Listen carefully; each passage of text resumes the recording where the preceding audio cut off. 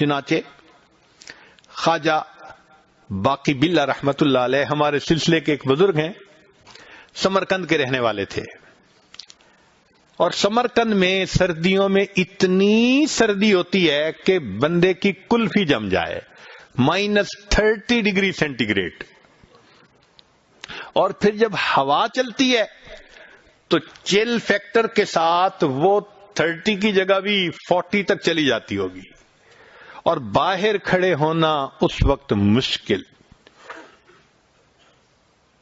حضرت تہجد کے لیے اٹھے، وضو کر کے مصلی پہ آئے اور جلدی سے تہجد کی نماز پڑھی چونکہ ٹھٹر رہے تھے، اور پھر اپنے بستر کی طرف آئے کہ میں رضائی میں لپٹ کر باقی اوراد وظائف وہاں بیٹھ کے کر لوں گا۔ جب آئے تو دیکھا کہ بستر کے اندر ایک بلی آ گئی تھی، وہ بھی کہیں سردی میں ٹھٹر رہی تھی، اس کو موقع ملا وہ بلی کے اندر، اور آ کے سو گئی تھی۔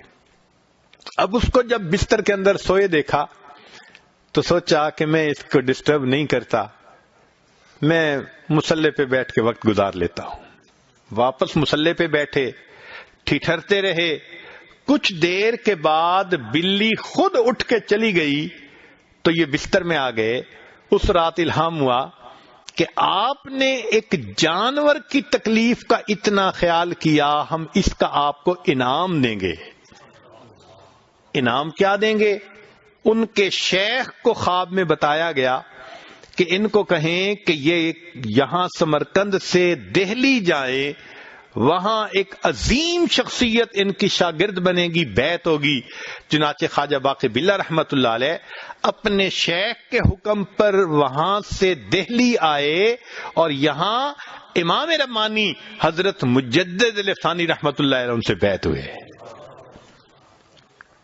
ایک بلی کی تکلیف کا خیال کرنے پر اللہ ایسے شاگرد عطا فرما دیتا ہے، تو اللہ کے ہاں کتنا اس کا مقام ہے۔